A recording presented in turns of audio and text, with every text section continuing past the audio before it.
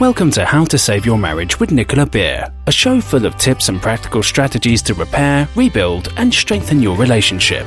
If you are currently stuck wondering if your marriage can be saved, or you know you want to save it but don't know how to go about changing it, this show is for you. And now here is your host, Nicola Beer, who specializes in a proven 10-step program to help couples increase the love, passion, and happiness in their marriage in 30 days or less, guaranteed.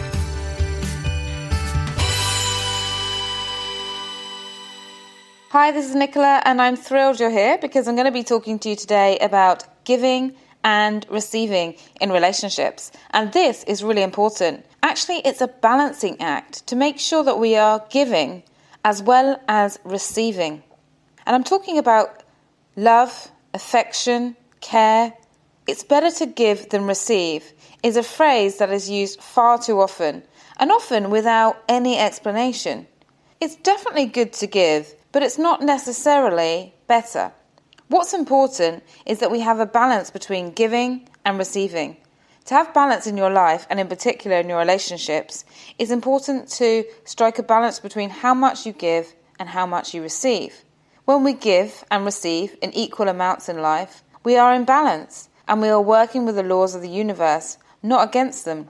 Obviously, there'll be small differences, but I'm talking about where relationships are one-sided.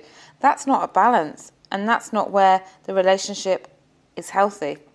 Life, as we know, is all about balance, and everything depends on this finite quality.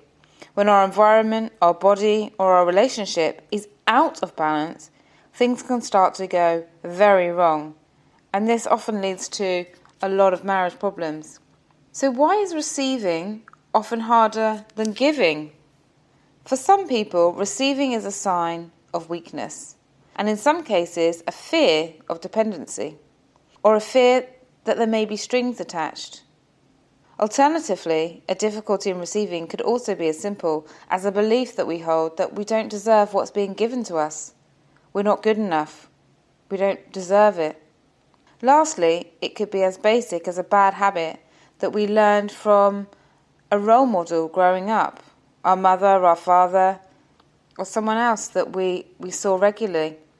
If a person grew up in a family where one parent gave all the time and always put the other first and themselves last, then it's highly likely that the child of that parent would mimic that giving pattern later on in their own life, or have the complete opposite and want everything to be given to them. Because we, unfortunately or fortunately, depending on what you were exposed to as a child, we imprint everything. So, what were your parents like? How did they act? Did you see them both give and receive? Or was one parent the giver and the other one the receiver? And can you see any connection between how you were raised and how you act today? Only once you've identified which side of the fence you're on, if you're more of a giver or more of a receiver, it's time to look at how you and your partner can get to a place of balance and avoid marriage problems. How can you start to receive more today and feel just as good about receiving as you do about giving if you find it hard to receive? I work with a lot of women and men who are very codependent, and I work with them to break codependency patterns in their relationships. Often codependency patterns happen where the other person is very aggressive or has an addiction or is quite controlling. But mainly I'd say it's some kind of addiction or stress that the other person has. And the codependent will then try to manage their life around the other person, giving and giving and giving. And this doesn't help actually the whole situation. Sometimes it can make it worse, sometimes it can stay the same, but it definitely doesn't help. So here's some things that you can do. I'd say number one is really start with something small. For example, if your partner gives you a compliment about your outfit or saying you look attractive, the first key is don't try to undermine it.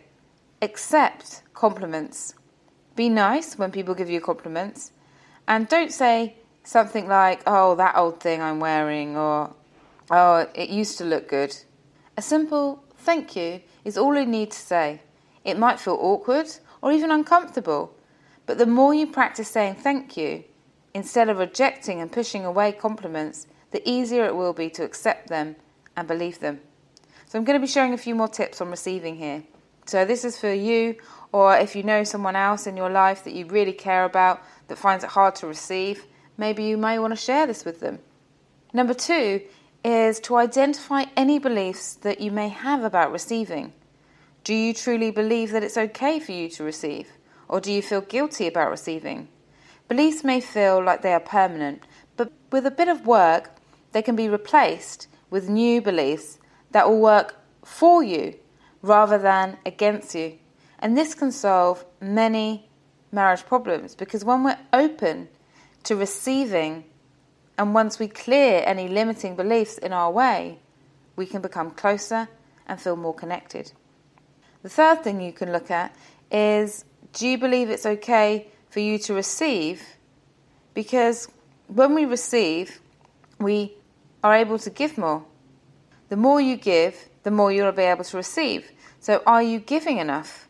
That can be another issue. Sometimes we can think we're giving, but actually it's always with attachments. It's always with, I'm only giving to get back. And that's not really giving either. We never want to give for the intention of receiving.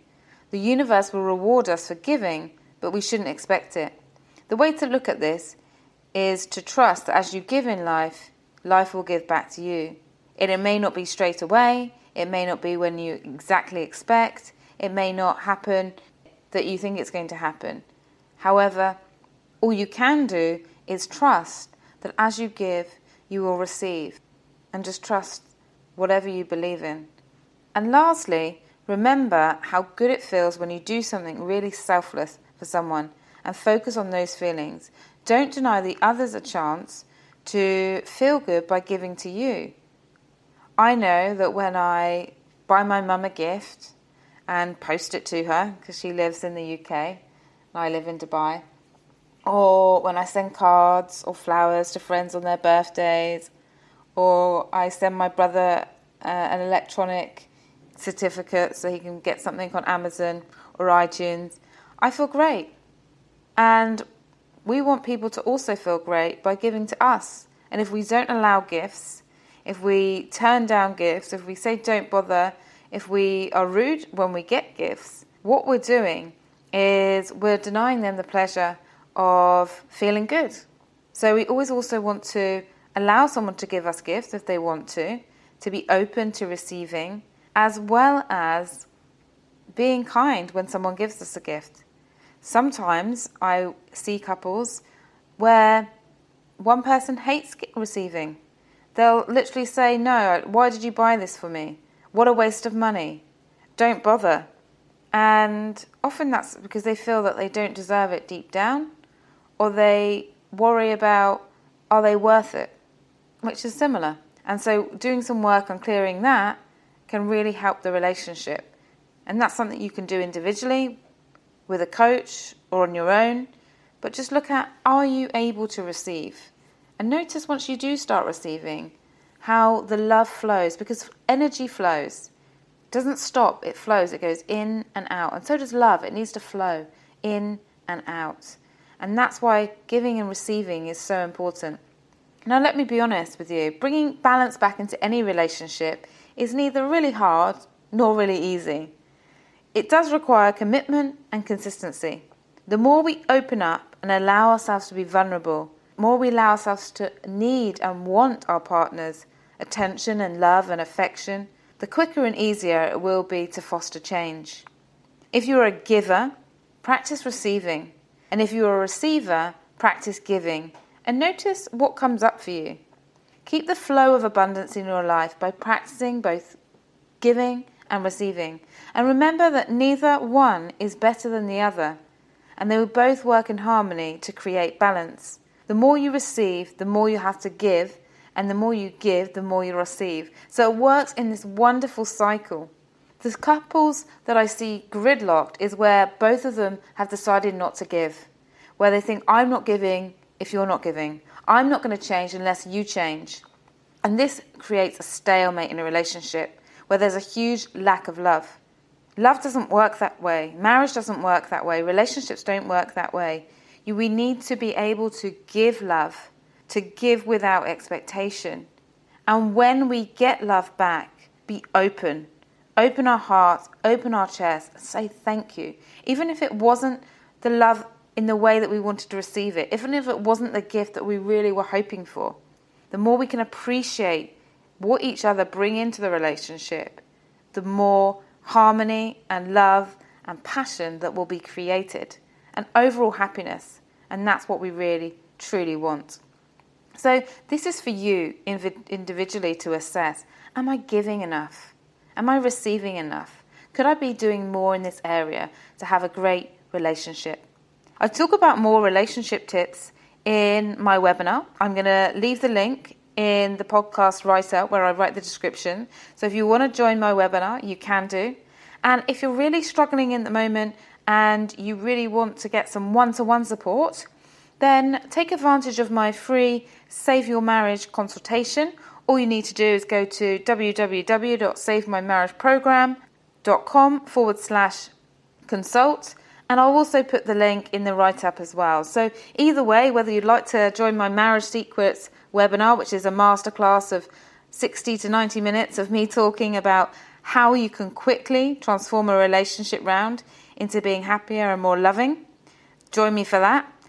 And if you want some one-to-one support sooner, then book an appointment with me. It's got access to my calendar, and I would love to support you because this is what I love to do.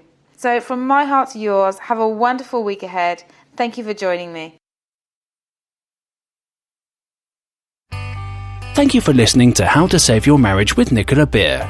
To book your free Save My Marriage consultation, please visit www.savemymarriageprogram.com/consult. And if you've enjoyed this episode, Nicola would really appreciate it if you could leave a rating and review on whatever app you're listening through, so the show stays visible, allowing more people to get the support they need to increase their love, passion, and happiness.